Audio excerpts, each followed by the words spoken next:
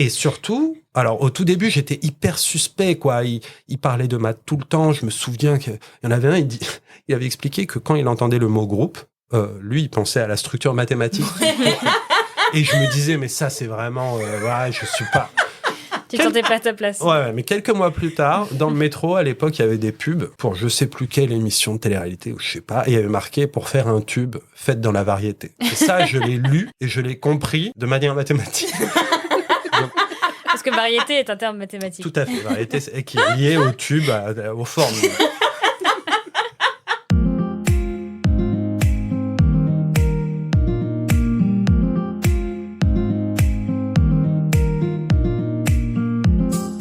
Bonjour à tous et à toutes, très chers auditeurs et auditrices. Je suis ravie de vous retrouver et donc d'officiellement lancer cette toute nouvelle saison 3.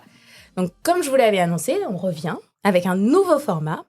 Et pour démarrer ce nouveau format, je suis en très bonne compagnie, comme vous allez pouvoir le découvrir dans quelques instants. Laissez-moi vous en dire un petit peu plus sur la nouvelle formule. Comme avant, on recevra dans chaque épisode un ou une invitée qui nous parlera donc de son parcours, sa recherche, son métier.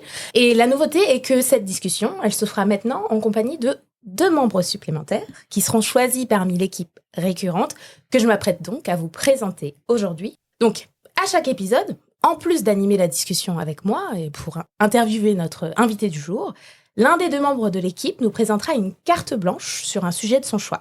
Et donc, évidemment, on conservera également la carte blanche de l'invité, qui est un segment qui vous plaît beaucoup. Donc, voilà, je vous ai expliqué le concept. Trêve de bavardage, on va prendre le temps de découvrir l'équipe. Il faut savoir que cette année, le podcast, il est produit en partenariat, donc avec d'une part l'Institut universitaire de France, et d'autre part, le laboratoire Jacques-Louis Lyons, dont chacun des membres de l'équipe fait en fait partie. Cette saison, nous aurons le plaisir de régulièrement entendre autour de la table Nina Aguillon, Eyman Moussa et Nastasia Pouradi-Duteil. Bonjour. Bonjour Nathalie. Bonjour à tous les 3 et merci d'avoir répondu présent à l'invitation. Aujourd'hui, donc dans cet épisode un petit peu spécial, on va prendre le temps de faire connaissance avec vous. L'un des noms a dû vous sembler familier, puisque Nastasia m'avait déjà fait le plaisir d'accepter d'être la toute première invitée du podcast. Mais comme on a déjà eu l'occasion d'échanger longuement, je vais plutôt rediriger les auditeurs et les auditrices vers ton épisode, s'ils ont envie d'en savoir plus sur toi, ton parcours, ta pratique du métier, parce que tu nous l'avais si bien expliqué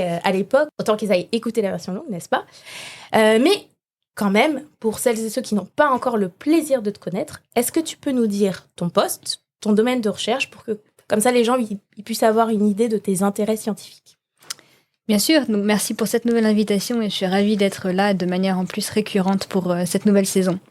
Donc, moi, je suis ce qui s'appelle chargée de recherche, donc chercheuse à l'INRIA, qui est un centre de recherche en mathématiques et en informatique, et en poste au laboratoire Jacques-Louis Lyons, donc comme toi, et puis comme Nina et Eyman. Et puis mon domaine d'expertise, c'est les équations dérivées partielles, comme la plupart des gens au laboratoire. Et plus spécifiquement, moi, je m'occupe de ce qui s'appelle les limites micro-macro, donc les limites de systèmes de particules, afin d'obtenir des équations dérivées partielles qui décrivent l'évolution de la densité de la population. Et donc, ça a des tas d'applications. J'ai une collaboration actuellement avec des physiciens qui travaillent sur le mouvement collectif des poissons. Donc voilà, donc avec eux, moi je fais pas de limite micro-macro, c'est-à-dire que je vais pas m'occuper de la limite du système quand le nombre de poissons tend vers l'infini, parce que ce n'est pas le cas, on en a que 30 ou une trentaine. Mais un deuxième pan de ma recherche, c'est comprendre le comportement collectif de ces particules. Donc là, en l'occurrence, ce qui joue le rôle de particules, c'est les poissons. Et donc comprendre ce qui fait qu'il y a un mouvement collectif qui se dégage d'interactions qui sont uniquement à la base locales entre les différents individus. Donc c'est un exemple d'application, mais il y en a beaucoup d'autres, comme le comportement des foules, ou la dynamique des cellules, par exemple, la formation des tissus et plein d'autres. Ok, super, très concret. Donc voilà encore un exemple de plus de mathématiques vraiment appliquées. Et juste avant qu'on passe à la suite, tu nous as dit, toi, t'es en contact avec des physiciens. Donc, t'es vraiment du côté appliqué. Tu te situes du côté très appliqué ou alors, tu restes théorique? Merci de me poser la question. Parce que c'est vrai que quand on parle de notre recherche et qu'on nous demande des applications, on part tout de suite dans le concret, mais je dirais que 90% ou 95% de mon travail, c'est quand même de faire des mathématiques très théoriques, c'est-à-dire juste comprendre ce que les équations peuvent nous dire du système. Et donc, ça veut dire faire des théorèmes, comme ce qu'on dit en mathématiques, transformer le café en théorème. C'est joliment dit. Donc, merci beaucoup, Nastasia. Donc, là, tu nous as donné un petit aperçu. À nouveau, je le répète, si vous voulez en savoir plus sur Nastasia, donc je vous invite à écouter l'épisode. Je remettrai le lien dans la description. Mais aujourd'hui, nous allons plutôt passer du temps à découvrir les nouveaux du jour. Et donc, on va commencer avec toi, Nina. Donc, est-ce que tu peux brièvement commencer par nous présenter ton parcours, on va dire, du lycée au doctorat, et ensuite, on reviendra sur quelques points avec toi. Oui, bien sûr. Alors, mon parcours du lycée jusqu'au doctorat, c'est un peu une visite de la banlieue parisienne, parce que j'ai fait mon lycée à Saint-Michel-sur-Orge en Essonne, puis j'ai fait 2 années de classe préparatoire à Orsay. La classe préparatoire, c'est pas mon meilleur souvenir de mes études, donc j'ai été très contente de rejoindre ensuite ce qui s'appelait l'Université Paris-Sud et qui est maintenant l'Université Paris-Saclay, où j'ai fait ma licence et mon master de mathématiques, et ça a vraiment été d'excellentes années dont je garde un souvenir ému et beaucoup d'amis.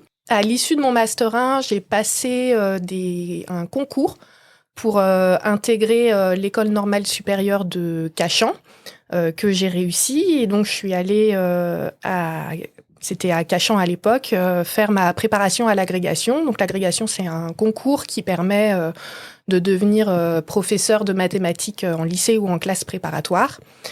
Et ensuite, j'ai choisi de faire un Master 2 et une thèse, de nouveau à l'Université Paris-Sud, où j'ai soutenu une thèse de doctorat sur le sujet, je prends mon anti-sèche, problème d'interface et couplage singulier dans les systèmes hyperboliques, analyse et analyse numérique, sous la direction de mon fantastique directeur de thèse, Frédéric Lagoutière.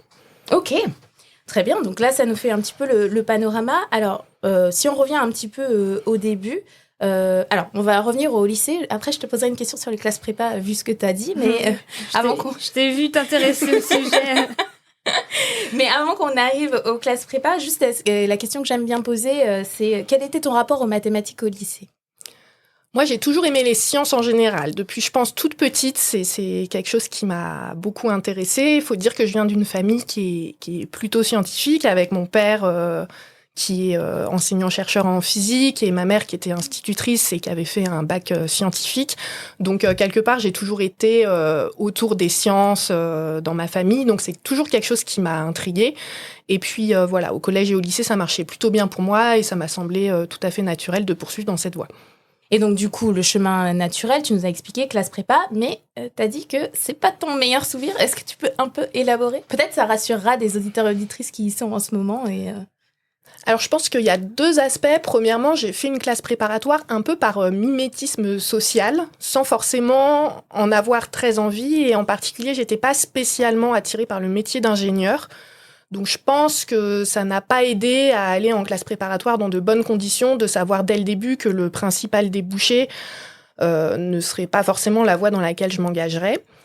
Et ensuite, la classe préparatoire, c'était là où je l'ai faite, un rythme très rapide, avec peu de séances d'exercice. Et autant j'ai réussi à surnager en mathématiques, autant en physique, qui était une matière que j'aimais bien et que j'envisageais de faire avant de rentrer en prépa, ça allait vraiment trop vite pour moi et ça m'a perdue. Et moi, à titre personnel, j'ai mal supporté de courir après le TGV en permanence sans avoir l'impression de pouvoir prendre le temps de juste me dire « mais ce truc-là, c'est super intéressant, j'ai envie de bien le comprendre, de faire des exercices, voilà, un peu, il me manquait cet aspect, mes goûts n'avaient pas le temps de s'exprimer. » Et donc pour ça, à l'université, c'était un rythme qui me convenait mieux parce qu'on faisait des choses plus en profondeur, on avait vraiment le temps de les apprécier et ça m'a fait vraiment du bien de revenir à cette relation aux mathématiques. Donc, tu as fait les 2 ans en classe prépa et ensuite, tu as rebasculé, comme tu n'étais pas intéressée par les écoles d'ingé, tu as rebasculé en L3 à la fac, c'est ça ? Oui, moi, j'avais comme objectif de ne pas faire 5,5, ce qui était un objectif facilement rempli. 5,5, c'est une 3e année, oui. Et j'avais pris mes précautions puisque j'étais inscrite en cumulatif, ce qui est obligatoire maintenant, mais qui me semble n'était pas obligatoire à l'époque. Et j'étais même allée passer un DUG en sciences à l'époque où ça existait encore. Donc c'était un diplôme qui sanctionnait un niveau L2 en sciences. Cumulatif, ça veut dire que tu étais à la fois inscrit en prépa et à la fois à la fac. Voilà, c'est ça. J'ai fait mes études en prépa et j'ai pas mis les pieds en L1 et en L2 de sciences, mais ça me donnait une inscription dans une université et quelque part, pas tout à fait le droit, mais quasiment de poursuivre mes études à l'université. Et maintenant, c'est obligatoire. Tous les élèves inscrits en classe préparatoire doivent avoir une inscription en cumulatif, ce qui leur permet de se réorienter si le cas se Ouais, ils profile. ont déjà un pied, en fait, dans le lieu, donc... Voilà, c'est ça. Ce qui est intéressant, c'est que tu dis que, par exemple, en physique, tu avais des difficultés. Est-ce que tu as mis en place des nouvelles méthodes, des nouvelles choses ? Comment tu t'es, on va dire, comporté face au constat que c'était un petit peu dur, quoi ? Alors, avec le recul, je pense que j'avais pas tant de difficultés que ça. C'est-à-dire, par exemple, quand je relis mes bulletins, j'étais en milieu de classe, donc finalement, c'était tout à fait acceptable. Tout à fait. Le souvenir de mes stratégies, mais alors ça n'a pas marché, faut pas faire ça, c'est que comme j'avais l'impression de pas comprendre, j'essayais de reconnaître des exercices que j'avais déjà faits dans d'autres exercices en me disant ils ont juste changé les valeurs numériques. Bon, ça a vite atteint ses limites. Pas ça à la maison. Non, C'est une cascade qu'il ne faut pas essayer de reproduire. dangereux. Voilà, c'était pas agréable pour moi et en plus ça ne marchait pas, donc voilà, peut-être que Ayman aura développé d'autres stratégies pendant ses études dans les situations comme ça, mais je n'ai pas de très bons conseils à donner sur ce point. Et donc, alors, peut-être que toi, tu connaissais déjà les métiers de la recherche, vu que ton père, c'est ça, il était enseignant-chercheur en physique, c'est ce que tu as dit ? Oui, mon père était enseignant-chercheur en physique, et puis dans ma famille, il y a beaucoup d'enseignants et d'enseignantes, donc c'est vrai que j'ai pas souvenir vraiment qu'on m'a dit ma fille, plus tard, tu feras une classe préparatoire. Mais en même temps, j'ai pas souvenir non plus de pas avoir su que ça existait. C'est-à-dire, au niveau de mon orientation, ça m'a semblé quelque chose de vraiment naturel et j'ai mis beaucoup de temps à comprendre qu'en fait, il y a plein de gens qui connaissent pas et qui, du coup, ont un éventail de possibilités plus restreint si personne ne vient les voir en disant mais, est-ce que tu as envisagé de faire ça ? Si ça te plaît, c'est une voie possible. Voilà. Oui, là, on rentre dans les inégalités sociales face à l'orientation et au choix de carrière. Ok, donc tu connaissais, mais est-ce que tu te projetais dedans ? Est-ce que c'est quelque chose qui t'intéressait ? Alors, faire un métier scientifique, oui, clairement, pendant assez longtemps, j'ai cru que je deviendrais professeur de physique comme mon papa. Mais pour moi, dans ma tête, pendant longtemps, professeur, ça voulait dire professeur au lycée. Donc, les sciences, oui, et je voyais vraiment la prépa, c'était quand même il y a 15-20 ans. À l'époque, je pense que c'était quasiment obligatoire de faire une classe préparatoire. Je connais quelques exemples de gens qui sont passés par l'université, mais aujourd'hui, c'est de plus en plus fréquent de rencontrer des gens qui ont des parcours entièrement universitaires que ça ne l'était à l'époque. Donc, la classe prépa, je me suis dit, voilà, il faut y aller et subir ça pendant 2 ans. C'est ce que j'ai fait. Ok, donc tu te visualisais peut-être pas forcément en tant que chercheuse, qui est une partie de ton métier maintenant, puisque tu es enseignante-chercheuse. Alors, à quel moment le déclic est arrivé ?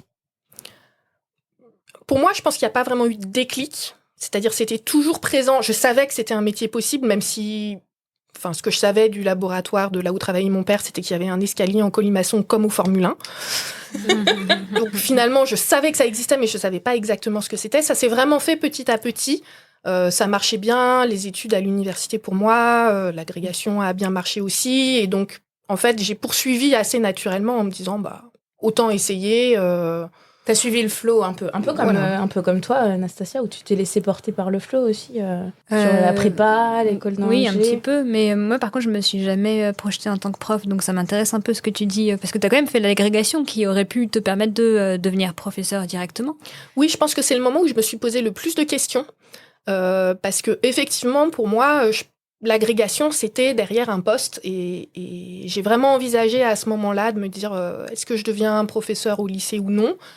Et finalement, quelque part, je me suis dit, maintenant que j'ai l'agrég, à l'époque, c'était assez facile d'obtenir des détachements pour poursuivre en thèse. Je me suis dit, on fait la thèse et puis on verra bien. Voilà, je me suis toujours dit, si ça marche pas, ça me plaira d'être enseignante. Donc allons-y, y a rien à perdre. Et avec le recul, tu penses que ça t'aurait plu d'être enseignante ? Je pense que ça m'aurait plu d'être enseignante. Il y a un peu l'effet de lassitude qui était un point qui m'inquiétait un petit peu. Le fait de faire 100% de l'enseignement, j'avais peur qu'au bout d'un moment, ça me lasse. Et c'est vrai que c'est un peu confirmé à l'université. On a la chance de pouvoir régulièrement renouveler ses enseignements. Et moi, j'aime beaucoup enseigner, mais j'aime beaucoup renouveler mes enseignements. Donc ça confirme un peu que l'enseignement à l'université me convient peut-être mieux que l'enseignement au collège ou au lycée. Mais du coup, tu parles d'enseignement au collège et au lycée. Tu n'avais pas envisagé d'aller enseigner en classe préparatoire ? Alors non, j'ai pas envisagé d'enseigner en classe préparatoire.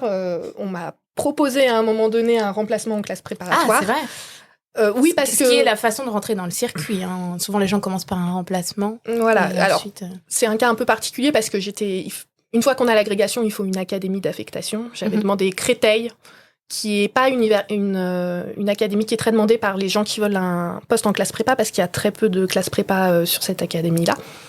Et cette année-là, il y avait un besoin. Voilà. Donc j'ai dit non, j'en veux pas. Et là, normalement, c'est mort. Hein. On te repropose pas. On m'a pas général. reproposé. Voilà. Aujourd'hui, je suis un peu plus nuancée. Vraiment, à l'époque, je me disais, j'ai pas aimé la classe prépa, je veux pas basculer de l'autre côté. D'accord. Maintenant que j'ai un peu vieilli, je suis un peu plus nuancée.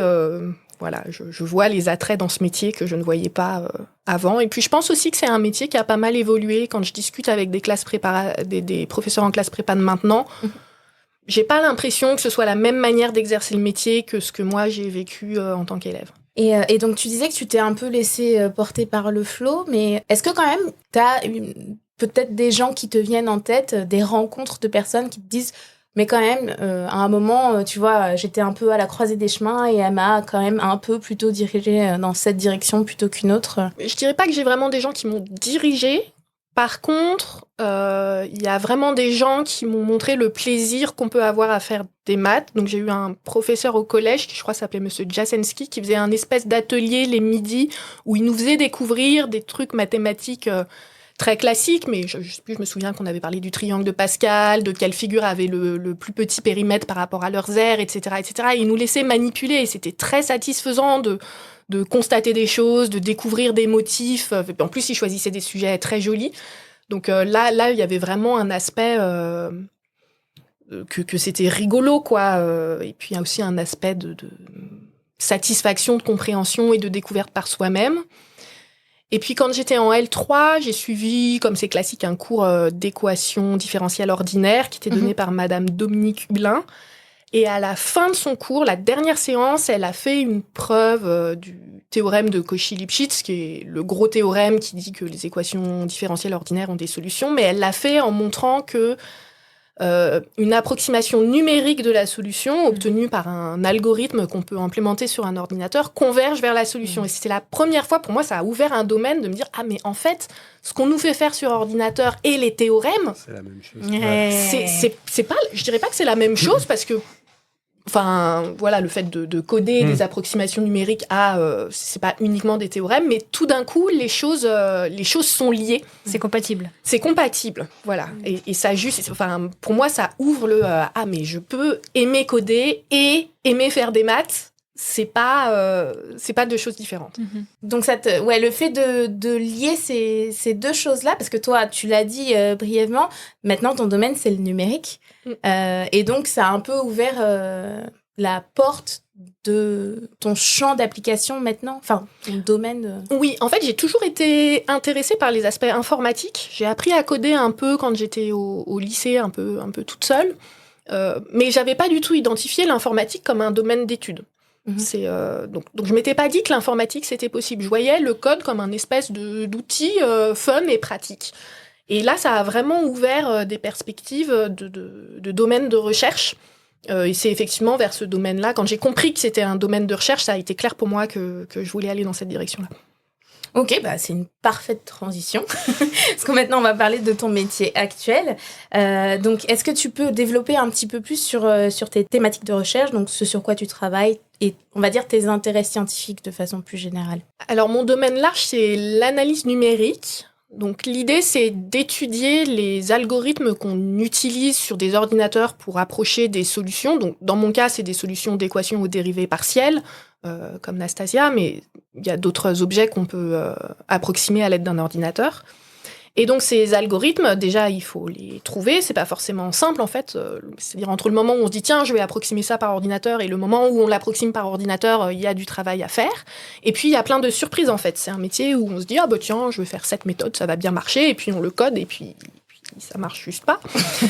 Donc voilà, j'étudie ces outils mathématiques. Donc à la fois, je décide de discrétisation qui vont répondre à un problème donné, et puis j'essaye de produire des théorèmes grâce à du café sur ces algorithmes. Voilà. Donc typiquement, être capable de dire... alors dans mon domaine, c'est très difficile de dire que ça converge vers la bonne solution, parce que déjà au niveau théorique, dans mon domaine, on a peu de résultats.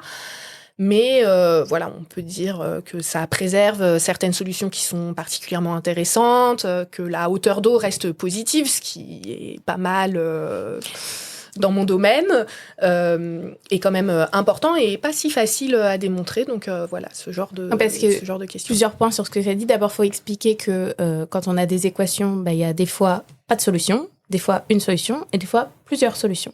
Là, tu parles des solutions réelles, enfin des solutions à l'équation différentielle. C'est ça, à une équation, donc un problème, exactement. Et donc, quand tu fais une méthode numérique, des fois, elle converge bien vers une solution, quand elle converge. Toutes les méthodes ne convergent pas, donc c'est-à-dire qu'elle arrive bien à attraper la bonne solution, mais on n'est pas toujours sûr que ce soit celle qu'on voulait. Donc, c'est ça que tu développais. Oui. Alors, il y a des fois où les codes font juste n'importe quoi et on l'avait pas vu venir. Mais alors ça, en fait, moi, c'est un aspect de mon travail que j'aime beaucoup, le fait qu'il y a plein d'idées qui marchent pas. Et c'est un peu bizarre d'aimer les idées qui marchent. J'en ai plein, si tu veux. Voilà. Et en fait, je trouve que comprendre pourquoi quelque chose marche pas, c'est hyper riche et ça permet d'avancer. Voilà. Et donc ensuite, oui, effectivement, donc en particulier dans le domaine où je travaille, il y a un problème d'existence et d'unicité des solutions. Et si on est un peu trop naïf sur les méthodes numériques qu'on utilise, les schémas numériques donnent visuellement quelque chose qui converge. Donc on a l'impression que ça se rapproche de plus en plus de quelque chose. Donc on est très tenté de dire que c'est la solution. Et en fait, c'est pas la bonne. Oui. Voilà, c'est-à-dire que cette solution-là est exclue par des principes physiques, en fait.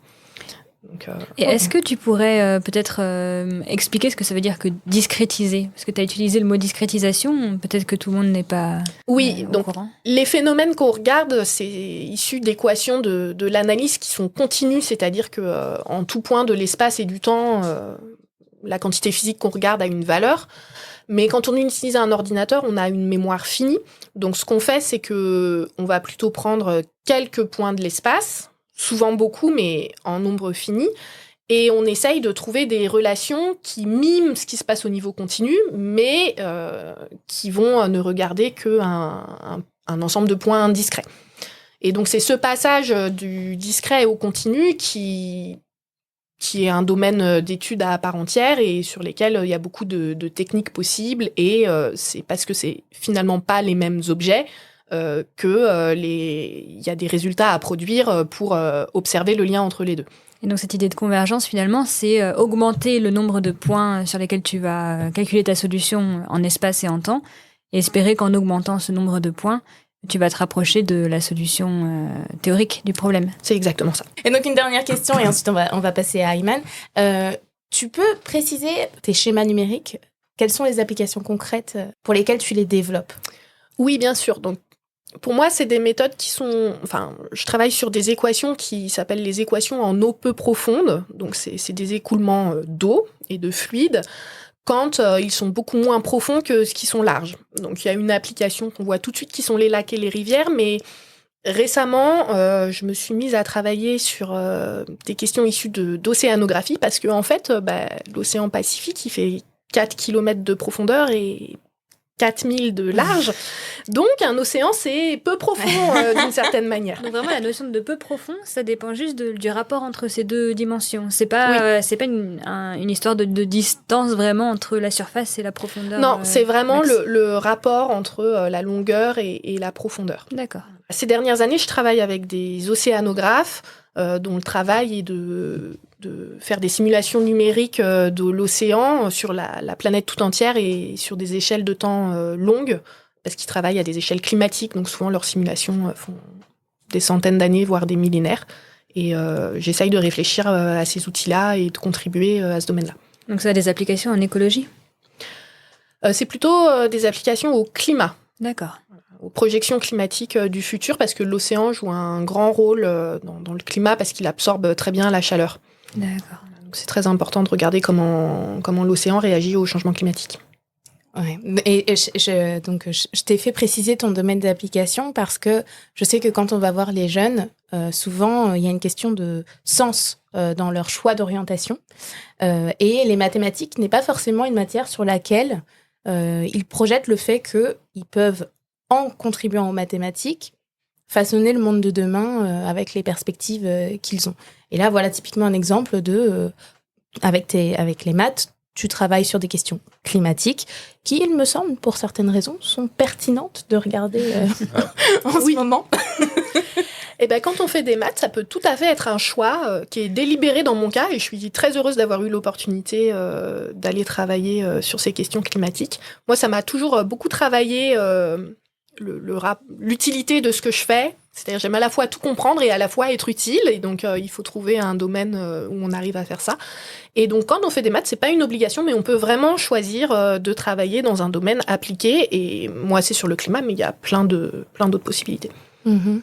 Et moi, par exemple, je vais plus vers la sociologie en ce moment, et notamment réussir à modéliser ce qui se passe bien sur les réseaux sociaux. Peut-être pour une autre raison aussi de pertinence en ce moment, je ne sais pas.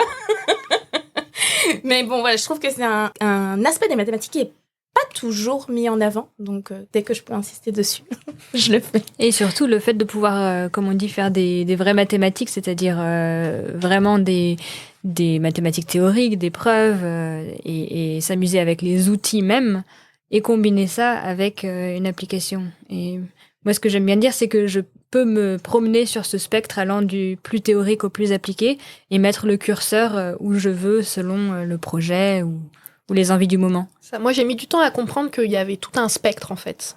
Il n'y a pas une coupure entre les choses très théoriques et les choses très pratiques. Chacun se met un peu à un endroit. Et moi, en ce moment, dans ma carrière, voilà, je suis vraiment attirée par ces questions climatiques et l'utilité. Et je suis vraiment dans un stade où je suis même un peu prête à faire le deuil des théorèmes et des choses comme ça, parce que j'ai vraiment envie d'avoir une contribution pratique. Et donc, dans ce cadre-là, il faut accepter de faire certaines approximations et de peut-être pas tout contrôler. Mais voilà, comme tu dis, peut-être dans 10 ans, je serai revenue... Oui.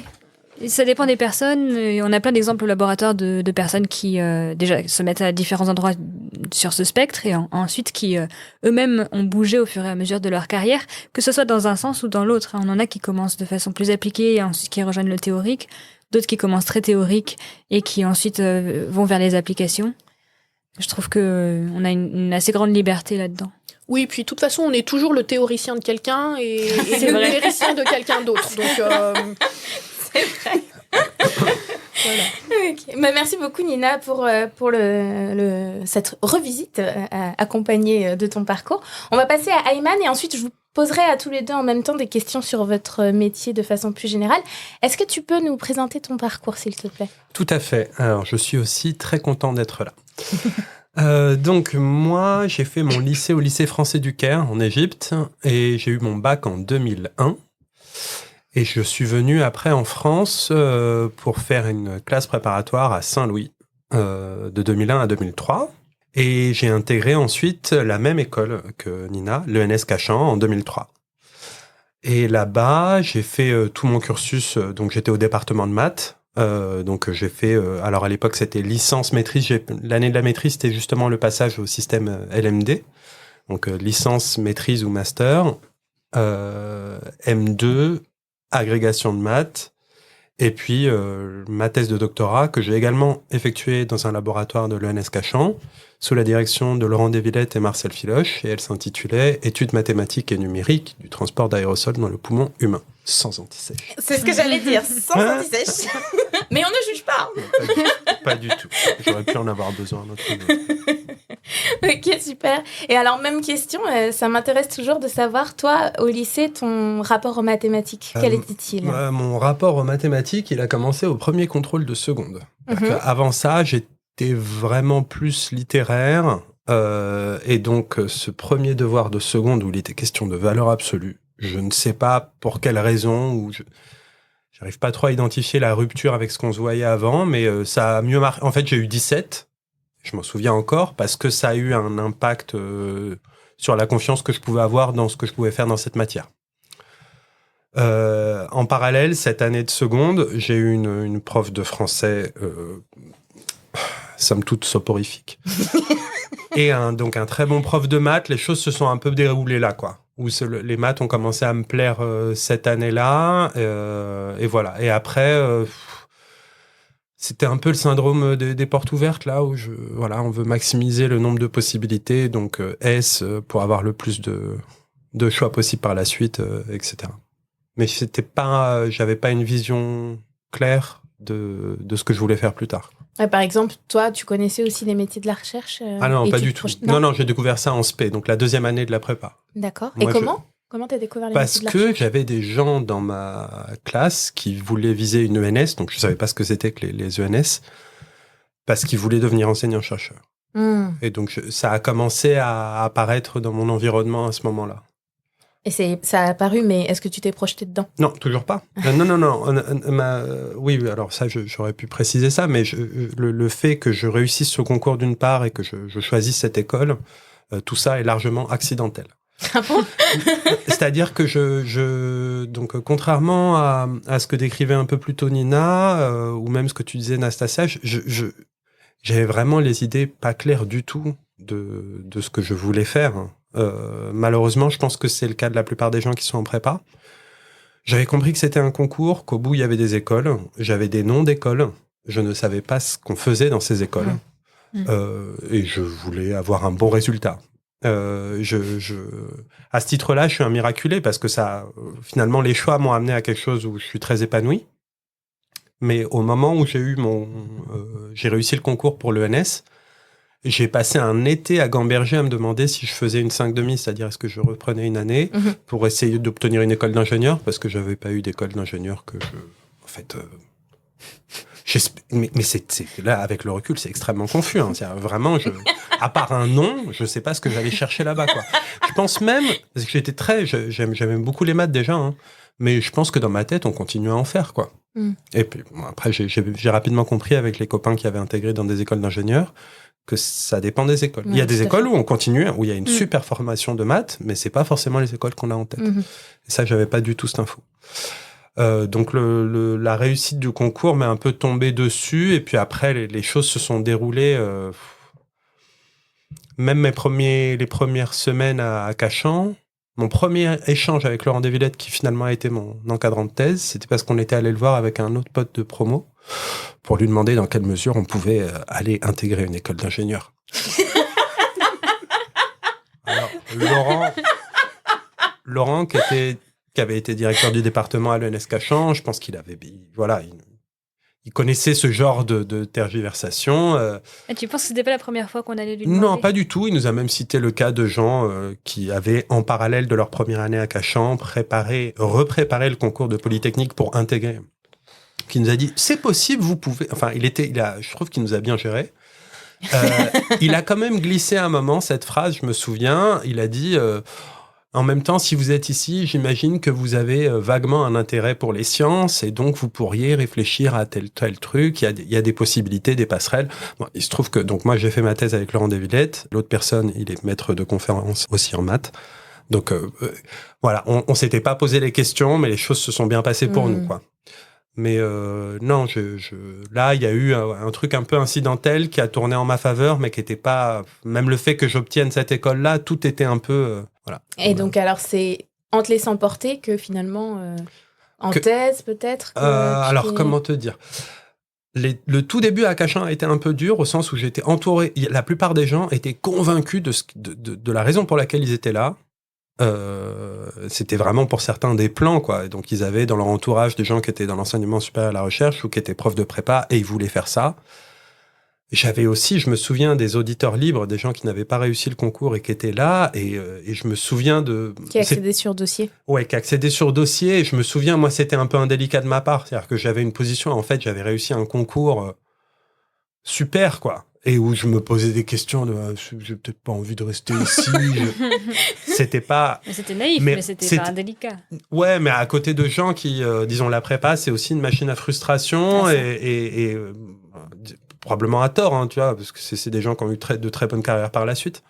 Mais là, un mois après les concours, bon, c'est encore un peu chaud. Et quand tu dis à quelqu'un qui a pas réussi le concours, qui lui manifestement veut être mathématicien ou mathématicienne.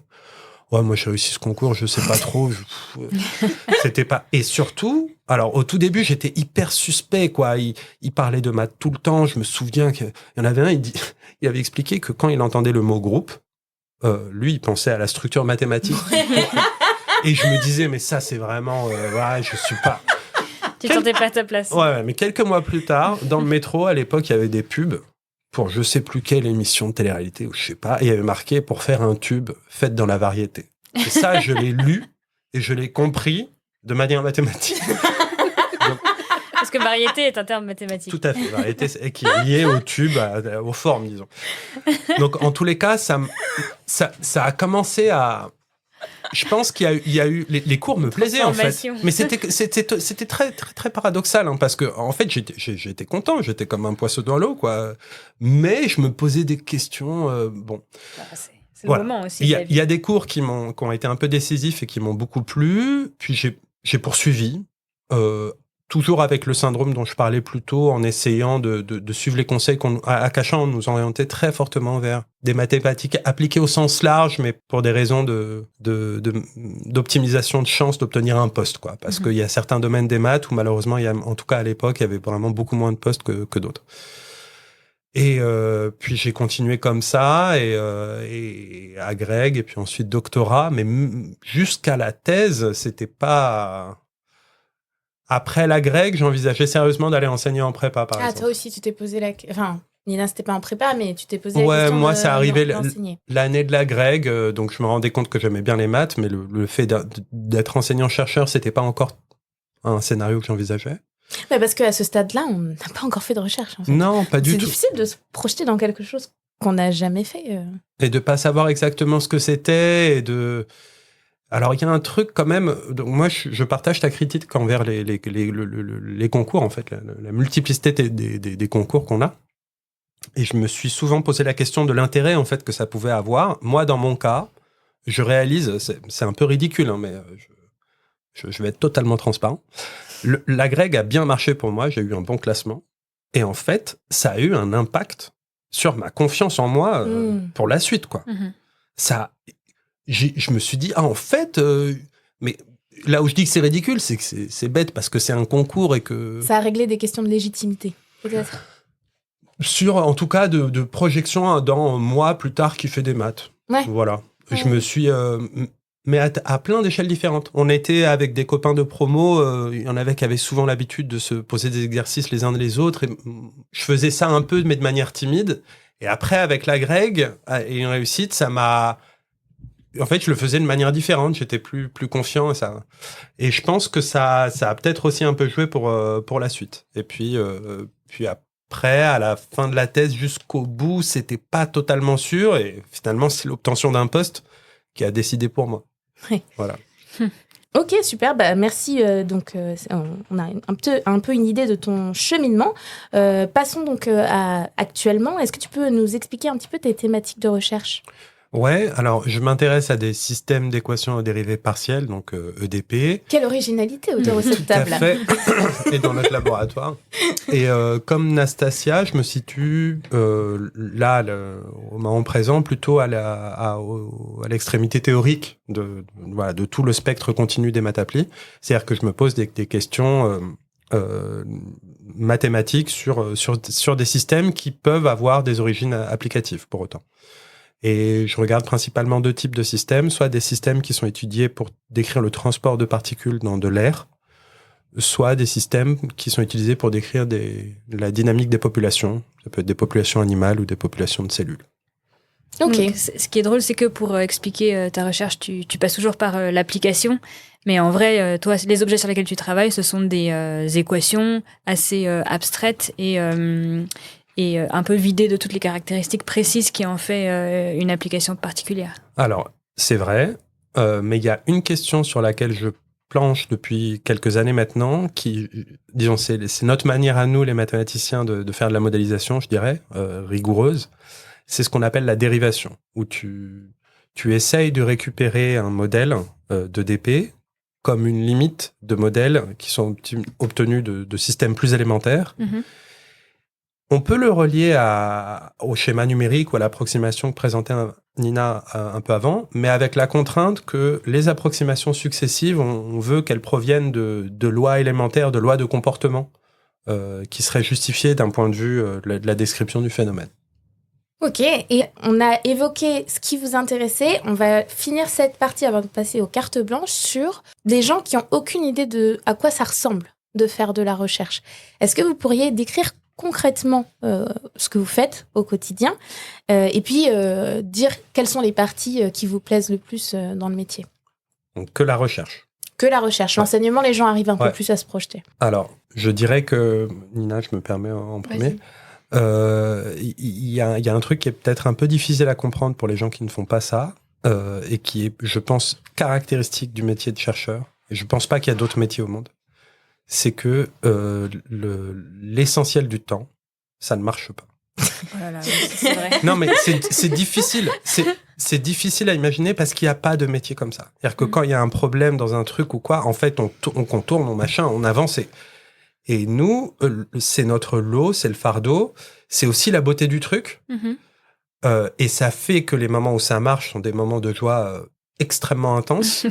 Mais voilà, c'est ça. Après, de manière pratique, la recherche, elle s'articule par des moments de réflexion solitaire, comme on peut peut-être se l'imaginer, mais qui sont, en tout cas dans mon cas, plutôt minoritaires. Mais surtout des discussions, soit au sein d'une conférence ou d'un workshop, soit des discussions en salle café avec un collègue, etc. Nina, je te laisse prendre le relais un peu. Oui, alors moi, j'ai quand même des trucs qui sont un peu typiques dans mes journées de travail. Donc je passe souvent quand même un petit moment à coder ou à regarder des simulations numériques. C'est quelque chose qui est très fréquent dans mes journées. Et puis alors, effectivement, souvent ça marche pas, que ce soit théorique ou numérique. Et donc je préfère quand ça marche pas à plusieurs. Donc moi je travaille très très peu seule. Donc c'est pratiquement quotidien que j'ai rendez-vous avec quelqu'un pour discuter de recherche ensemble. Et il se trouve que je passe aussi quand même une partie de mon temps à participer à l'organisation de mon groupe de recherche, puisque je suis aussi à l'INRIA dans l'équipe qui s'appelle ANGE pour analyse numérique, géophysique et environnement. Et moi, j'aime bien avoir un groupe de travail auquel je m'identifie, et ça demande un peu d'effort d'organisation pour que les gens discutent entre eux, pour voir où on veut aller dans le futur, nouer des collaborations avec des gens à l'extérieur, écrire des appels à projets, afin que tout ça puisse continuer à vivre. Et puis, moi, dans mes journées, j'ai aussi de l'enseignement, parce que, donc en particulier, j'ai de l'enseignement classique qu'on s'imagine bien, mais je suis aussi directrice des études de L2, ce qui consiste à avoir un peu un rôle d'intermédiaire entre les étudiants, les enseignants, les secrétariats administratifs. Et c'est vraiment une tâche qui est un peu répartie dans le temps. Et donc, c'est assez rare dans mes journées que j'ai aucun moment où j'ai pas cette casquette de directrice des études, avec en lien soit avec les enseignants, les étudiants ou les secrétaires. Ouais, donc ça fait des journées assez diverses en fait, parce que notre métier est riche et multiple. Donc on a souvent plein de casquettes différentes, qui fait qu'il n'y a pas du tout de monotonie dans nos journées, moins qu'on puisse dire, je pense. Merci à tous les trois de nous en avoir dit un peu plus sur vous. Donc ça y est, auditeurs, auditrices, vous les connaissez. Donc ils reviendront, mais on les représentera pas autant en détail à chaque fois. Donc maintenant, vous savez d'où ils parlent quand ils interviendront. Très bien, on va pouvoir passer aux cartes blanches de l'épisode. Donc, on va commencer avec la tienne, Nastasia. De quoi as-tu envie de nous parler aujourd'hui ? Alors, Nathalie, je crois que tu le sais déjà, mais j'ai une petite passion du moment qui concerne la préhistoire. Et donc, assez naturellement, je me suis dit que j'allais chercher si on ne pouvait pas rechercher des traces des mathématiques au moment de la préhistoire. Donc, c'est un peu ambitieux comme carte blanche parce que, comme le nom l'indique, la préhistoire, c'est tout ce qui concerne l'humanité avant l'écriture, donc on n'a pas de traces écrites de ce que je vais raconter. Et donc, plus on va reculer dans le temps, plus ça va devenir des suppositions. Mais je vais vous prévenir au fur et à mesure sur le caractère... Est-ce que tu vas nous donner un pourcentage de certitude à chaque fois ? Alors, je ne suis pas spécialiste, donc pour les gens que ça intéresse, il faudra vraiment aller écouter des spécialistes et lire des revues spécifiques sur le sujet. Je vais essayer de vous raconter, moi, ce que j'ai compris du sujet. Donc déjà, la première chose qu'on peut dire, et qui me paraît absolument passionnante, c'est que donc je vais remonter le temps du plus récent au plus ancien. Et donc si on parle de préhistoire, donc de tout ce qui se passe avant l'écriture, on peut déjà parler de ce qu'on appelle la proto-écriture. C'est tout ce qui précède tout juste l'apparition des premiers alphabets et des premiers systèmes d'écriture. Et donc en fait, la proto-écriture, ce qu'on appelle le proto-cunéiforme, donc ce qui précède tout juste l'apparition de l'alphabet cunéiforme, en fait, c'est des mathématiques, c'est des calculs. Et donc, les tout premiers signes de proto-écriture qu'on a, qui sont sur des tablettes d'argile environ 3200 avant Jésus-Christ, donc on se situe en Mésopotamie, en Irak, au Proche-Orient. Ce sont des tablettes d'argile qui, lorsqu'elles étaient encore malléables, pouvaient servir de support pour y insérer y écrire des signes. Donc on ne parle pas encore d'écriture, mais qu'est-ce qu'on y représentait ? On y représentait des quantités. Et donc en fait, on avait déjà inventé des systèmes de comptage de quantités. Et donc c'est ça qu'on inscrivait. Donc avant vraiment l'invention de l'écriture, on avait déjà inventé un système de comptage en base qui dépendait de l'objet qu'on comptait. Donc ça, c'est aussi très intéressant, c'est qu'on n'avait pas encore inventé le concept du système unique de chiffres. En fait, on avait une écriture qui parlait des moutons, une écriture qui parlait de la bière, par exemple, ou des quantités de céréales. Et donc, par exemple, un système d'écriture numérique qui existait, c'est un système qui consistait en un symbole pour le chiffre 1/2, un autre pour le chiffre 1, un autre pour 10, un autre pour 60, un autre pour 600, puis 3600 et puis 36 000. Oui, c'est pas vraiment décimal, c'est pas vraiment en base 60 non plus, il y a un peu un mix des deux. Et ça, c'est un système spécifique, mais on en avait d'autres. Et puis, selon ce qu'on comptait, le même symbole pouvait représenter soit 60 si on parlait de litres de bière, soit 10 si on parlait de moutons. Donc vraiment, ça dépendait de ce qu'on était en train de compter. Et donc, il y avait à la fois ce côté écrire le nombre, avec inscrit dans le nombre un peu déjà l'idée de la quantité de l'objet qu'on était en train de compter, puisque l'écriture pouvait dépendre de ça. Et puis à côté du nombre, on inscrivait un symbole qui représentait ce qu'on était en train de compter. Donc là, c'était un pictogramme, généralement assez imagé, donc on peut reconnaître parfois sur les tablettes d'argile les grains de blé ou ce genre de choses-là. Donc ça, c'est pour tout ce qu'on peut dire le plus proche possible de l'écriture. Ensuite, si on remonte un petit peu le temps, ce qu'on trouve, c'est... donc, on cherche toujours des signes des mathématiques dans la préhistoire. Et donc là, ce qui a été inventé, donc un peu plus tôt, là on parle de plutôt 8000 avant Jésus-Christ, c'est ce qu'on appelle les bulles enveloppes, qu'on appelle aussi les bullas. Et donc là, ça servait aussi à compter. Plutôt on présume que ça servait à garder des traces des transactions commerciales entre différentes personnes. Et donc, les bullas, c'était des enveloppes, là aussi, d'argile. Donc, on appelle ça une enveloppe, mais en fait, c'était une sphère d'argile dans laquelle étaient renfermés des petits morceaux d'argile plus petits en forme de billes, ou pas forcément des billes rondes, mais parfois des billes à forme. Donc là, on suppose que la forme de la bille, elle aussi, avait une signification soit numérique, donc qui voulait dire 10, 60... 600, etc., soit de ce qu'on était vraiment en train de compter, donc des animaux ou des céréales principalement. Et donc, on les fabriquait avec de l'argile, on les renfermait dans cette sphère, et puis lorsqu'elle était cuite, ça servait de moyen de sceller la transaction. Et donc, on imagine qu'en cas de litige, on pouvait toujours rouvrir l'enveloppe et compter ce qu'il y avait à l'intérieur et en déduire qui avait raison. Sachant que parfois, on a retrouvé aussi sur ces enveloppes, donc ces bulles-là, des impressions des petites billes qu'il y avait à l'intérieur, comme si on pouvait compter juste en lisant les impressions sur l'argile sans ouvrir forcément l'enveloppe. Mais ce n'est pas très clair parce que selon les enveloppes qu'on a retrouvées, ces impressions correspondent ou non au nombre de billes d'argile à l'intérieur que nous, on arrive maintenant à voir par des nouvelles technologies. Peut-être que la personne qui était chargée de mettre n'était pas très douée. Elle n'a pas reporté le bon truc. Alors, effectivement, on a retrouvé à la fois pour ça, on ne peut pas savoir si ce sont des erreurs de calcul, et à la fois pour les tablettes d'argile dont je parlais auparavant, il y a des tablettes qui ont des calculs qui nous paraissent faux. Donc, est-ce que ce sont des erreurs ou est-ce que ce sont des essais de dissimuler certaines transactions Est-ce que c'est des arnaques aussi? Voilà, exactement, les premières arnaques historiques.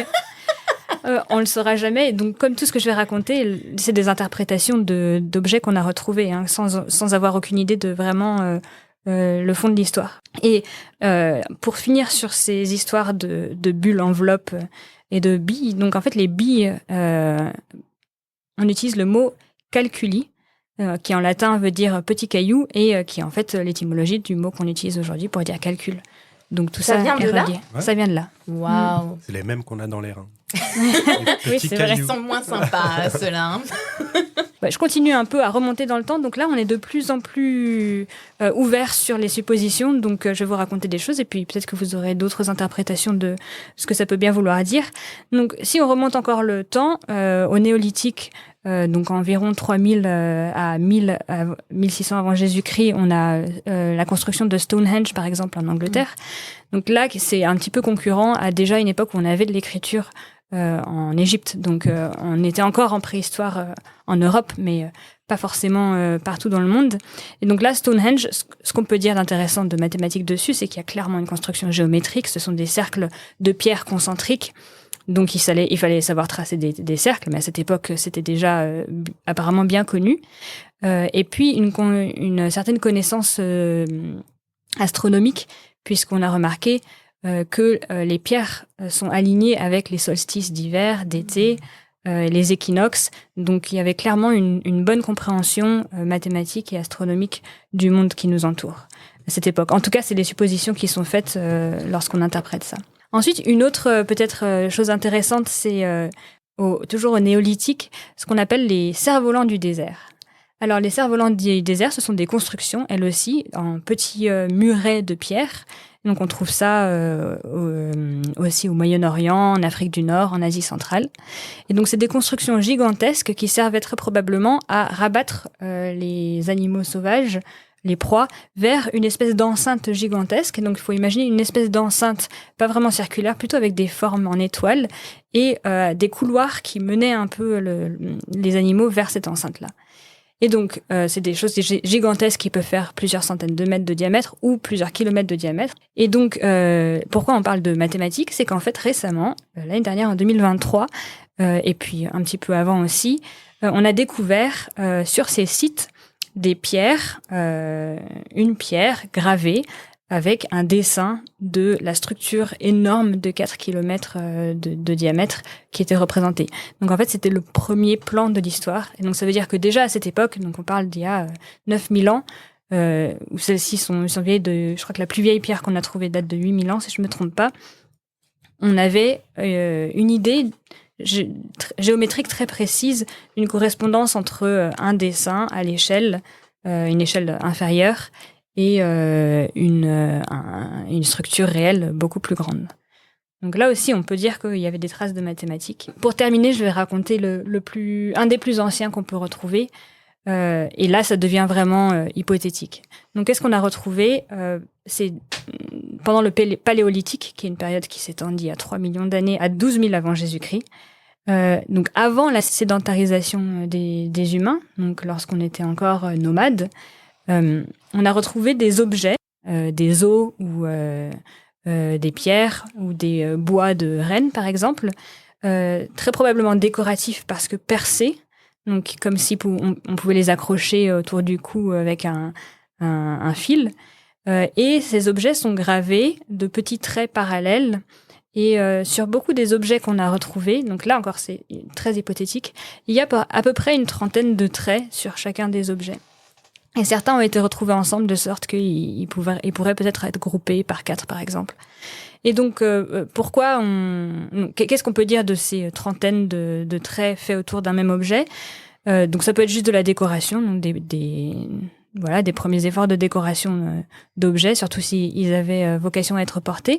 Mais on pourrait aussi faire l'hypothèse ouverte que ce sont les premiers calendriers, puisque une trentaine de traits, ça correspond à la fois au calendrier lunaire, donc un cycle périodique qui revient et qui a pu être remarqué dès cette époque-là, ou même au cycle périodique chez la femme. Et donc ça aurait pu servir de premier calendrier aussi pour compter, pourquoi pas, les mois de grossesse. En tout cas, ça fait partie des hypothèses qui sont émises, mais on ne saura jamais. Voilà, et il y a encore beaucoup d'exemples, mais tout ça pour dire que les mathématiques sont très probablement très antérieures à l'écriture. Et puis, tout ce que je vous ai raconté concerne l'homme moderne, l'humain moderne, c'est-à-dire que c'est un humain qui est identique à nous génétiquement, et donc qui a les mêmes capacités intellectuelles. Et donc, on peut s'attendre à ce que nous ayons fait des mathématiques depuis très longtemps. Super intéressant. Moi, j'aime bien le fait que ça donne une origine au mot calcul vraiment très, très concrète, historique. Donc, ouais. Merci beaucoup, Anastasia. On va passer à ta carte blanche, Nina. Alors, à ton tour, de quoi as-tu envie de nous parler aujourd'hui ?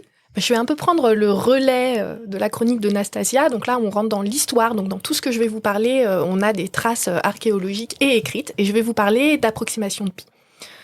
Donc on est conscient depuis plusieurs millénaires maintenant qu'il y a une relation de proportionnalité entre le périmètre d'un cercle et son rayon. Donc en CM2 ou en 6e, vous avez sans doute appris comme moi que le périmètre d'un cercle, c'est 2 fois pi fois sa longueur de son rayon. Je me rappelle de cette époque que moi, j'ai appris qu'on peut prendre pour les calculs pi égale 3,14. Je me suis dit, c'est un peu bizarre d'appeler 3,14 par un nom particulier.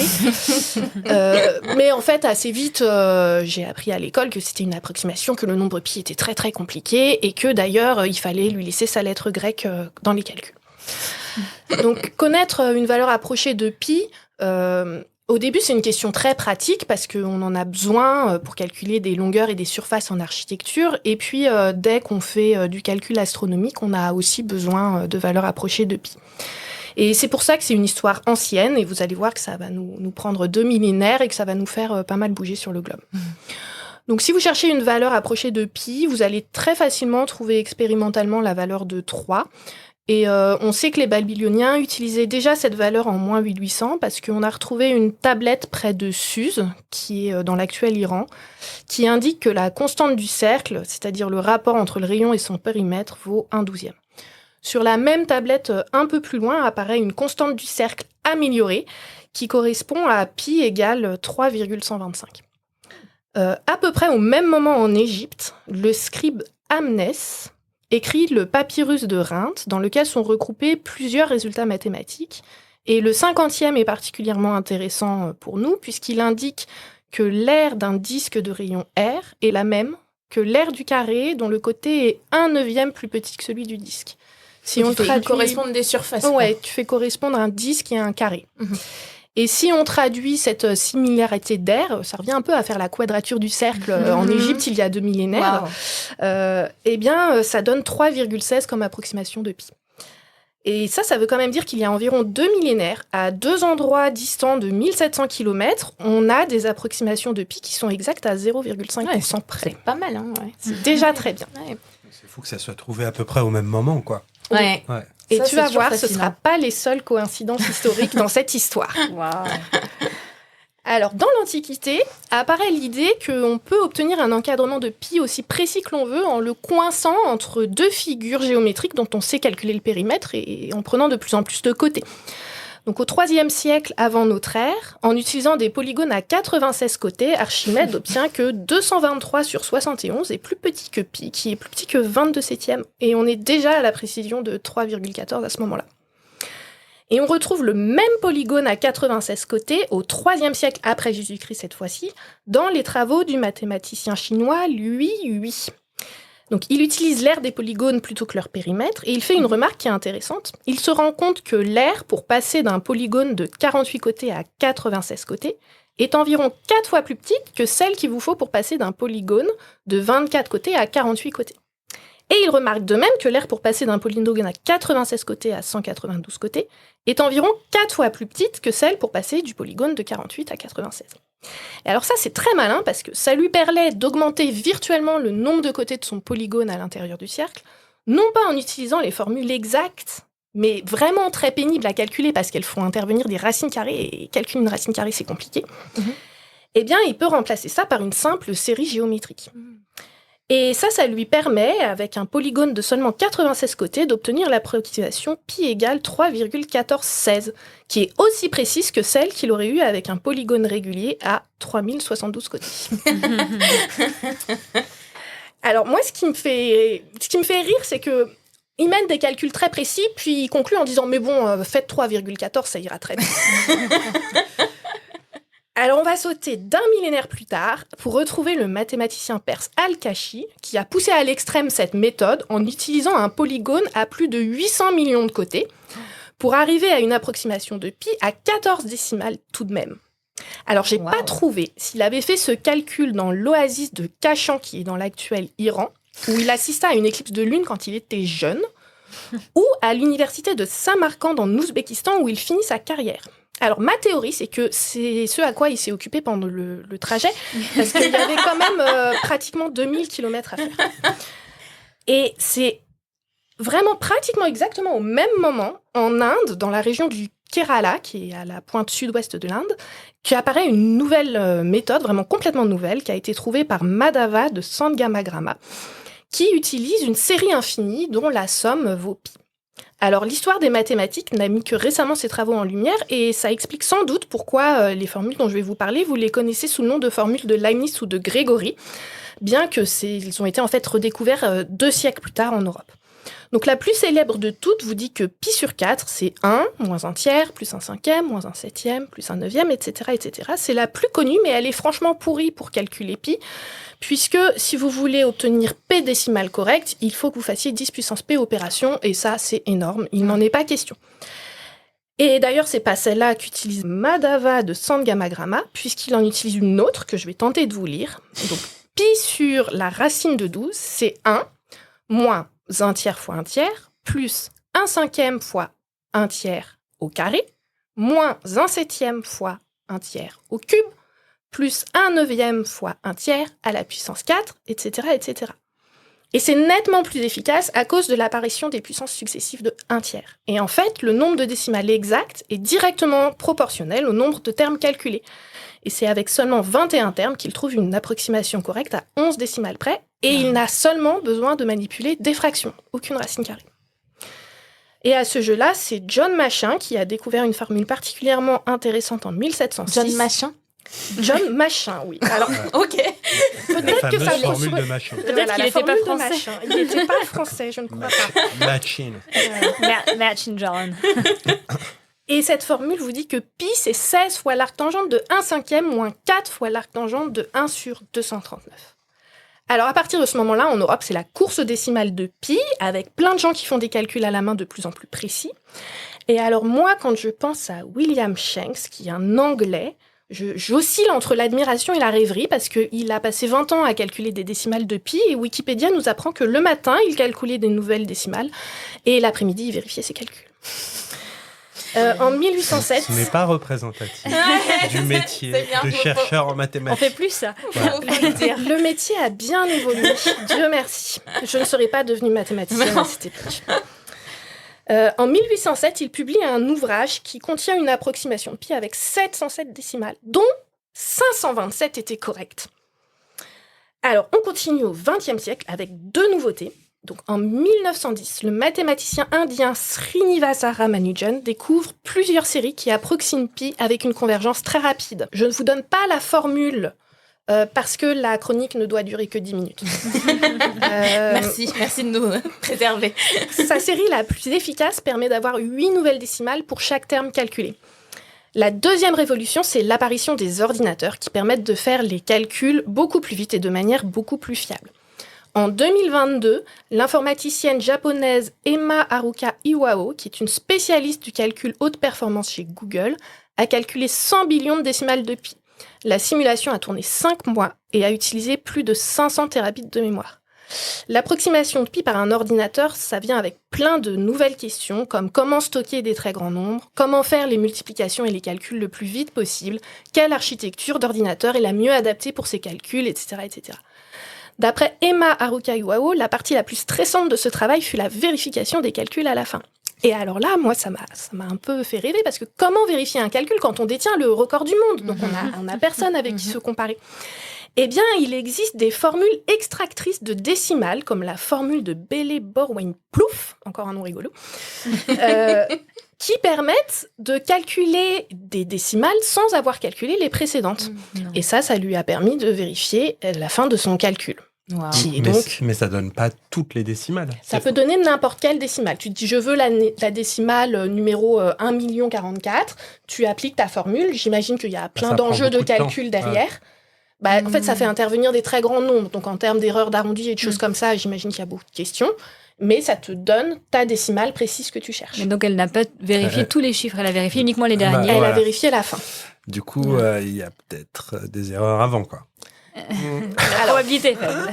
Il se trouve qu'elle n'est pas la seule sur le coup. Bien et donc, depuis, son calcul a été vérifié par d'autres gens qui ont rebattu le record du monde depuis. Donc voici pour le bref aperçu de l'approximation de pi qui nous a amené de la géométrie à l'informatique en passant par l'analyse. Moi, j'en retiens plusieurs messages. Le premier, c'est qu'une question initialement très pratique se transforme vite en quête intellectuelle qui ouvre de nouvelles questions et de nouvelles domaines de recherche. La seconde leçon pour moi, c'est que ça montre que les mathématiques sont bien plus mondiales et bien plus anciennes que ce qu'on s'imagine quand on apprend les théorèmes à l'université qui portent tous le nom d'hommes européens du 19e siècle. Et puis, moi, j'apprécie particulièrement le fait de retrouver des questions qui sont celles de ma spécialité, l'analyse numérique, puisque bien avant l'apparition de l'ordinateur, on est déjà en train de se demander comment quantifier l'erreur commise, comment accélérer la convergence, comment vérifier les calculs. Et pour finir cette chronique, je vais vous proposer un vrai voyage autour de pi. Donc, en fonction de vos goûts et aussi de votre budget, vous pouvez vous rendre dans la salle Pi du Palais de la Découverte à Paris, où figure une longue valeur approchée de pi dans la rotonde dédiée aux mathématiques. Vous pouvez aussi vous rendre aux Pays-Bas, dans l'église de Leyde, où vous trouverez une copie de la pierre tombale de von Säulen. C'est un mathématicien allemand qui était visiblement très fier de l'approximation à 35 décimales de pi qu'il avait calculée. Et enfin, les plus intrépides pourront se rendre au Brooklyn Museum à New York pour admirer le papyrus de Rhind. Alors, si vous souhaitez plutôt creuser le sujet en restant à la maison, c'est possible. Je vous conseille la page Wikipédia qui est très complète sur l'approximation de pi. Et j'ai aussi beaucoup utilisé le hors-série de la revue Tangente de mai 2024 qui s'appelle Pi et les autres, et les hors-séries du Monde d'avril et de septembre 2024, le fascinant nombre pi et nombre pi, nouvelles avancées. Merci beaucoup Nina, et puis je mettrai les références dans la description de l'épisode, comme ça pour ceux qui veulent aller creuser un peu plus, mais cette explication était déjà passionnante. En plus tu donnes des petits conseils voyage, comme ça au passage, donc parfait. Merci beaucoup. Eh bien, on va alors tranquillement se diriger vers la fin de cet épisode. J'étais très très contente de passer ce moment avec vous, mais toutes les bonnes choses ont une fin, n'est-ce pas ? Donc, avant qu'on se quitte, est-ce que l'un de vous a une recommandation, un petit peu de nourriture culturelle, comme j'aime à l'appeler, pour nos auditeurs et auditrices ? Moi, j'en ai une de recommandation. C'est un podcast qui est sorti l'été dernier dans la série des Grandes Traversées sur France Culture et qui s'intéresse à la vie d'Alexandre Grothendieck. Alors, pour celles et ceux qui ne connaissent peut-être pas le personnage, il s'agit d'un mathématicien qui est mort il y a une dizaine d'années et dont la vie, dans son entièreté, est totalement ouf. Donc, ça a commencé tragiquement, parce qu'il vient d'une famille de réfugiés politiques, il a passé une partie de son enfance dans un camp, Donc ça, c'est pour poser un peu le cadre. Et au début, sa passion pour les mathématiques et sa pratique étaient faites en solitaire, à tel point qu'il confessera plus tard qu'il pensait à l'époque être le seul mathématicien au monde, le seul à se poser ces questions-là. Heureusement, c'est pas resté comme ça. Il a rencontré d'autres gens, des mathématiciens, des mathématiciennes, il a collaboré. Tant et si bien que, en fait, pendant à peu près 20 ans, il a dominé le game des mathématiques, quoi. C'était vraiment l'un des mathématiciens les plus remarquables du siècle dernier. Et il a révolutionné des domaines, voire anéanti certains. Par sa vision mathématique, mais aussi par l'énergie qu'il a insufflée, parce que c'était quelqu'un qui était capable de travailler jusqu'à 10 heures dans une même journée, donc c'est même d'un point de vue physique, en fait. C'est quelqu'un qui a fasciné des générations et des générations de mathématiciens et mathématiciennes. Et ce qui en fait peut-être quelqu'un d'encore plus singulier, qui est également bien sûr abordé dans les épisodes dont je vous parle, c'est le fait qu'il a eu une crise personnelle vers 40 ans. Et alors, donc là, il était vraiment à son prime. Hein. Grothendieck, là, à 40 ans, c'était le mathématicien dont on parlait peut-être le plus à travers la planète. Et en fait, à l'issue de cette crise, il a commencé à remettre en question une partie des institutions auxquelles il était rattaché, et il s'est inséré dans un mouvement d'écologie radicale et de remise en question de la poursuite de la recherche de manière générale comme une fin en soi. Donc, c'est quelque chose qui résonne un peu avec des problématiques actuelles et des mouvements militants actuels, mais là, je vous parle des années 70, donc c'était totalement précurseur. C'est un précurseur incroyable. Hein. À tout point de vue. Et la fin de sa vie, peu à peu, il a commencé à s'écarter et à se retirer de la communauté mathématique, voire se retirer de la communauté tout court, puisqu'il a passé les 20 dernières années de sa vie reclus, sans vraiment vouloir échanger avec personne, mais en continuant à écrire des mathématiques et d'autres choses. Il a laissé derrière lui une œuvre mathématique et littéraire qui n'a pas vraiment d'équivalent, quelque chose qui est à la croisée de l'abstraction, de l'introspection et même du mysticisme. Alors avec tout ce que je viens de vous décrire là, je pense qu'on est d'accord pour dire qu'il y a du matériel, quoi. Je ne suis pas étonné qu'ils aient réussi à convaincre la direction de la rédaction des Grandes Traversées de faire un sujet dessus. Et c'est super qu'ils en aient fait un, parce que pour avoir déjà lu pas mal de choses sur le personnage, je trouve qu'ils ont vraiment fait un documentaire fouillé et complet, avec des archives d'époque, des interviews de personnes de son entourage, mais également de personnalités de sa famille.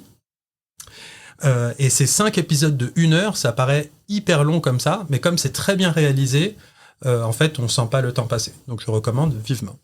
Eh ben écoute, si avec ce pitch, tu n'as pas donné envie aux auditeurs et auditrices d'aller regarder, qu'est-ce qu'il vous faut de plus ? En tout cas, moi, vraiment, ça me tente. Donc, je mettrai les liens dans la description de l'épisode, comme toujours, et je cliquerai dessus pour aller voir. Bon, ben merci beaucoup. Eh bien, à mon tour d'ajouter une recommandation. Alors, j'introduis un nouveau support de recommandation qu'on n'avait pas encore utilisé. J'aime bien proposer des supports différents. Alors, pour celles et ceux qui ont un compte LinkedIn, je vous recommande de suivre la mathématicienne Clotilde Duykem. Alors, c'est une jeune collègue qui a fait sa thèse à Nice et qui est actuellement en postdoc au Canada. Et elle est extrêmement dynamique dans tout ce qui concerne diffusion des mathématiques en ligne, plus particulièrement. Donc, elle a une chaîne YouTube, qui est une chaîne YouTube à succès, qui s'appelle Thio Academy. Elle a vraiment une très, très grosse communauté. Elle a aussi écrit un livre intitulé « 25 applications fascinantes des mathématiques ». Et donc, je vous recommande de la suivre sur LinkedIn en particulier. Pourquoi ? Parce qu'elle s'est récemment lancé un défi. Le défi de publier 100 posts en 100 jours sur des applications de mathématiques. Et donc, des applications dans la vie de tous les jours, etc. Donc, alors, c'est pour tous les gens qui cherchent des sources, des problèmes, c'est une mine d'or. Donc, pour répondre par exemple à la question « à quoi ça sert les maths ?», là, il y a plein d'illustrations avec des exemples concrets. Donc, elle donne des exemples, elle introduit des concepts mathématiques qu'elle vulgarise. Donc, par exemple, reconnaissance faciale et maths, comment les maths aident à identifier les visages, comment les mathématiques peuvent-elles nous aider à comprendre les inondations, comment les maths gèrent le trafic routier, moteur de recherche et maths, comment le moteur de recherche propose les pages les plus pertinentes, comment l'IRM utilise les maths pour voir à l'intérieur du corps, etc. etc. C'est quelques exemples parmi de nombreux. Donc, sur la forme, si vous voulez en savoir plus sur comment elle communique, là, pour ce format particulier, elle le fait sous forme de slides, en fait, donc des diapositives ou des slides. Et le truc, c'est la contrainte de son défi, c'est qu'elle propose de répondre en moins de 3 minutes. Donc, c'est maximum 6 à 10 slides. Donc, c'est facile à lire. Quand on voit le fil, souvent, on clique dessus. Mais répondre à quoi ? le type de question là que je viens de donner, avec un exemple concret, une mise en contexte du problème, et ensuite elle en profite toujours pour introduire une petite notion. Tu vois, par exemple, avec l'exemple de l'IRM, elle en profite pour définir le principe de transformé de Fourier. Tu vois. D'accord. Donc elle utilise parfois des visuels, des fois elle donne des définitions mathématiques plus ou moins avancées, des fois elle reste au niveau de l'application. Enfin voilà, il y a un peu à boire et à manger pour tous les niveaux différents. Donc c'est vraiment une source assez riche en fait pour plein d'exemples concrets. Et puis c'est agréable et rapide à lire. Donc on peut l'utiliser de plusieurs façons différentes. On peut se contenter de ça, ou ça peut donner des idées pour ensuite aller creuser des choses un peu plus loin. Donc voilà, je rappelle son nom, c'est Clotilde Duquesne. Sa chaîne YouTube, c'est la TIO Academy, mais comme d'habitude, je mettrai les liens dans la description du podcast. Merci Nathalie. Donc voilà, ça y est, il est temps de se quitter, mais pas avant que je vous ai posé la question signature de fin du podcast. Ayman et Nina, on est ravis d'avoir fait connaissance avec vous. Et maintenant, on aimerait savoir, pour la suite, qu'est-ce que vous souhaitez accomplir ? Qui commence ? Nina. Alors moi, je pense que en termes de recherche, ce que j'aimerais accomplir, c'est d'avoir une contribution à côté de plein de collègues, parce que c'est un travail extrêmement collaboratif, mais dans un code de simulation du climat. Et je pense que dans mon cas, plus spécifiquement, ce sera sur la composante océanique du climat. Donc je pense que je suis en chemin et qu'il en reste encore pour continuer les grandes traversées. Donc du coup, quelque part, aller dans un impact un petit peu sociétal, non ? T'as pas une idée ? Oui, c'est ça. M'intégrer dans une grosse application qui me tient à cœur. Voilà, réussir à dire quelque chose de scientifiquement pertinent et d'utile aux collègues qui travaillent sur ces sujets. Très bien, merci. Et toi, Ayman ? Alors moi, dans les années qui viennent, et jusqu'à la fin de ma carrière, j'aimerais réussir à maintenir mon empathie mathématique. Je vais préciser ce que j'entends par là. Oh, c'est joli. C'est le fait de réussir à, dans la mesure du possible, continuer à faire des exposés qui sont compréhensibles par le plus de personnes possible. C'est une capacité qui subit une érosion naturelle quand on devient expert d'un sujet, et on a tendance à oublier à quel point certains principes ou certains concepts qu'on a mis des années à comprendre, en fait, on met des années à les comprendre. Donc, et voilà, je sais que j'aurais une tendance naturelle, comme tout le monde, à vouloir aller plus vite, etc. Mais j'aimerais réussir à continuer à faire des exposés élémentaires, parce que je pense que plutôt que découvrir un théorème qui aurait un impact, etc. Je pense que c'est plutôt par la diffusion des idées, plutôt que par la découverte de principes qui seraient totalement exceptionnels. Voilà. L'empathie mathématique, c'est un joli concept, j'aime beaucoup.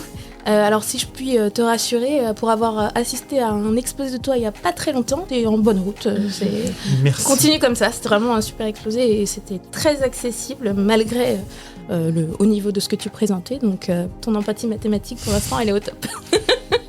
Bon, un impact sociétal sur des aspects climatiques, l'empathie mathématique, c'est deux très jolies choses que vous souhaitez pour l'avenir, mais qui vont bénéficier à la communauté. Donc, évidemment, c'est tout ce que nous vous souhaitons.